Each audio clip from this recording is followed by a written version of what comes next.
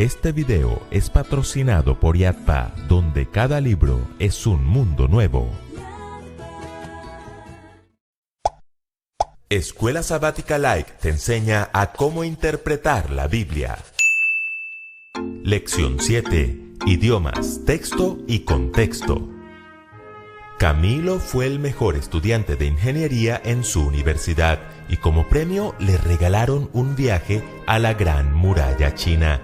Como iba solo y el plan no incluía un guía turístico, contactó por redes a un amigo en China.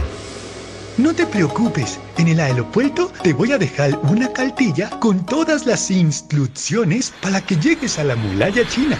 Al llegar al aeropuerto de Beijing, buscó la cartilla prometida por su amigo. Efectivamente, estaban todas las instrucciones para llegar a la muralla, pero había un pequeño problema. Las instrucciones estaban en chino. ¡Ay, pobrecito! Quedó en chino.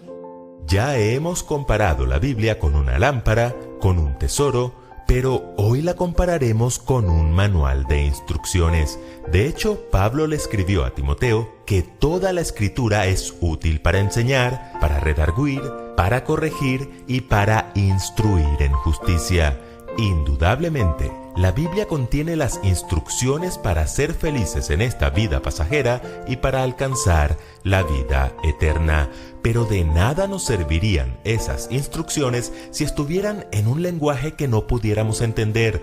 Quedaríamos más chinos que el pobre Camilo. Por eso Dios siempre se ha interesado en que su santa palabra sea comunicada en el lenguaje de la gente. Hoy día, gracias al papel de las sociedades bíblicas, 6.000 millones de personas pueden leer las escrituras en su idioma y nosotros hacemos parte de ese grupo de privilegiados. Sin embargo, aunque podemos leer la Biblia en nuestro propio idioma, necesitamos entender algunas cosas más para poder tener una idea más clara de su mensaje. Por eso, la pregunta de esta semana es, ¿qué elementos de los idiomas bíblicos debemos tener en cuenta para comprender mejor el mensaje? En primer lugar, las palabras. Camilo le envió un mensaje a su amigo chino. ¿Cómo me dejas las instrucciones en chino? XD. ¿XD? ¿Eso qué significa? Bueno, XD es una expresión muy utilizada en las redes sociales. Dicen los expertos que viéndolo de lado es un emoji de un rostro riendo a carcajadas. Pero lo cierto es que a veces usan XD para transmitir otros sentimientos. Así que el amigo chino quedó en chino, pues no sabía si Camilo estaba riendo o llorando. Pero eso no solo pasa en las redes sociales. En todos los idiomas hay palabras que tienen distintos significados. Se me pinchó un neumático. Por favor, tráiganme el gato. Aquí está, papi. Pero él no tiene la culpa. ¡No! ¡No ese gato! Y también hay palabras con un significado muy amplio. Si escuchamos, ese hombre es muy rico, pensamos en alguien adinerado. Si escuchamos, ese postre está muy rico, pensamos en algo delicioso. Y si escuchamos, el brócoli es rico en vitaminas, pensamos en algo saludable. Los idiomas bíblicos no son la excepción. Hay palabras en hebreo y en griego que tienen diversos significados o que transmiten ideas muy diversas. Por ejemplo, la palabra chesed, dependiendo del caso, se puede traducir como misericordia, justicia, gentileza o bondad.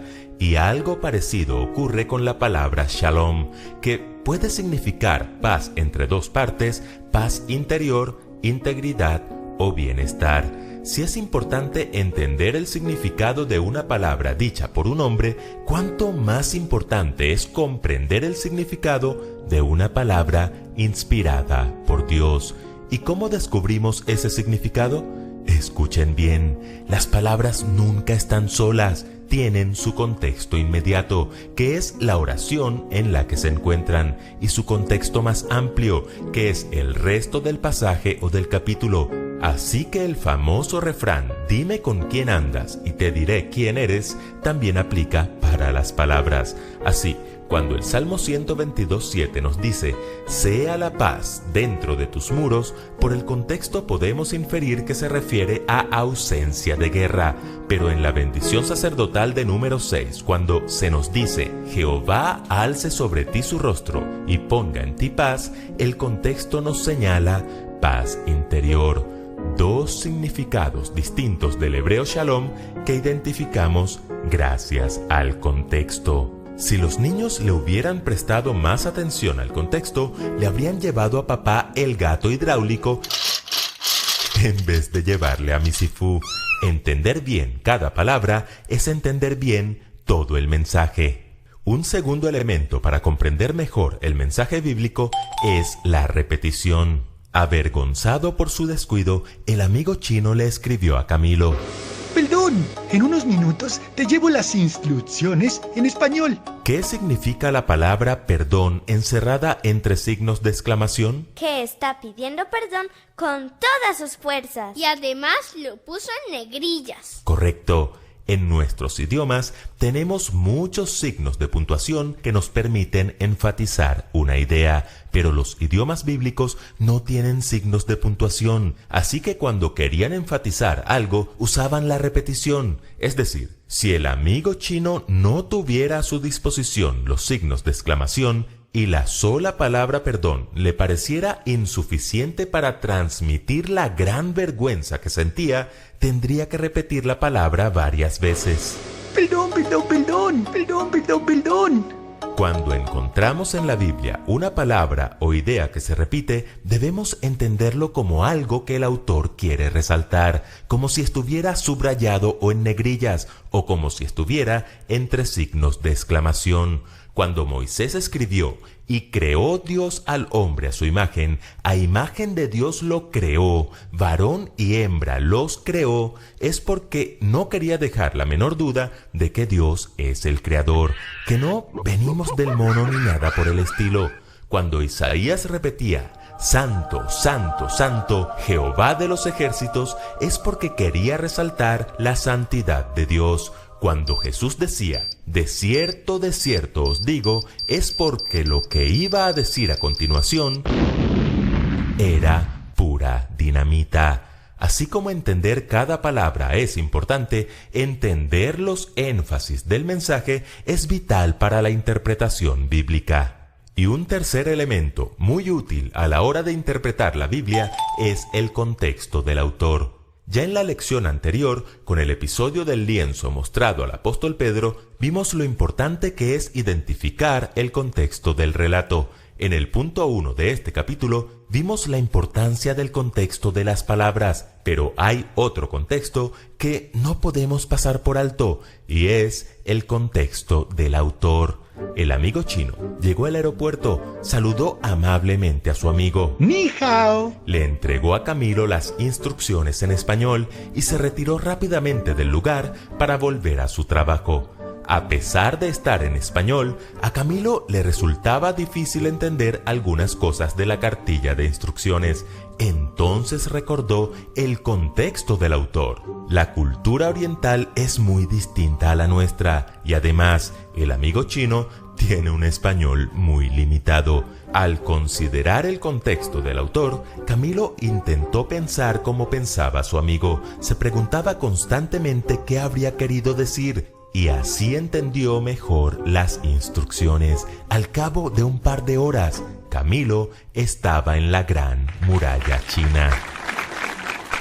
Conocer la autoría y el estilo en el que fueron escritos los diversos libros de la Biblia nos ayuda a comprender mejor su mensaje. Generalmente conocemos perfectamente quién escribió un libro y a veces el mismo autor nos indica en qué época se escribió, como ocurre con Amós, por ejemplo. Las palabras de Amós, que fue uno de los pastores de Tecoa, que profetizó acerca de Israel en los días de Usías, rey de Judá, y en los días de Jeroboam, hijo de Joás, rey de Israel, 2 años antes del terremoto. Todos esos detalles son muy importantes. No es lo mismo leer el libro de Génesis, que fue escrito por Moisés en la tranquilidad de Madián, que leer el libro de Éxodo, que también fue escrito por Moisés, pero en pleno peregrinaje por el desierto. Mismo autor, diferentes contextos. No es lo mismo leer el Evangelio o las cartas del apóstol Juan que leer el Apocalipsis.